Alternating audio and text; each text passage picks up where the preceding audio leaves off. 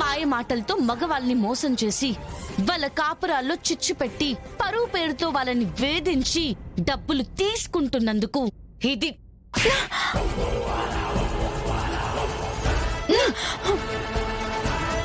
డబ్బులు వచ్చినంత వరకు తీసుకొని నీ పనైపోగానే వీడియోలు నెట్లో పెట్టి ఇప్పటిదాకా ఎంతో మంది ఆడవాళ్ళ కన్నీళ్ళకి కారణమైనందుకు ఇది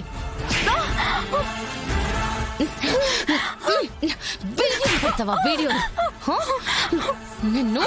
కొట్టొద్దు, నేను తట్టుకోలేను. ఏంటి ఇక్కడ 2 దెబ్బలకే ఇలా అయిపోతున్నావు? స్టేషన్కి వెళ్ళాక నువ్వు చేసిన పనికి ఇలాంటివి చాలా దెబ్బలు తినాలి. ప్లీజ్ బంగారు, నీ వీడియోస్ అన్ని నీకు ఇచ్చేసాను కదా, నన్ను వదిలేమని చెప్పవా? మళ్ళీ లైఫ్ లో నీకెప్పుడూ కనిపించను. ప్లీజ్ బుజ్జి, ప్లీజ్ అంటున్నాను కదా, ఏం మాట్లాడవేంటి? నన్ను ప్రేమించింది నిజమైతే ఈ ఒక్కసారికి నన్ను వదిలేవా? చూసారా అన్నయ్య, అందితే జుట్టు అందకపోతే కాళ్ళు. ఇలాంటి కపట ప్రేమ కోసమా ఇంట్లో నీ భార్య చూపించే స్వచ్ఛమైన ప్రేమని కాదనుకున్నా? ప్రతి సంసారంలోనూ గొడవలు మనస్పర్ధలు ఉంటాయన్నయ్య.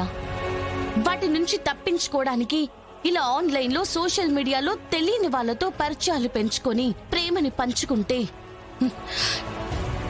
ఇలాగే నడి రోడ్డు మీద నిలబెడతారు.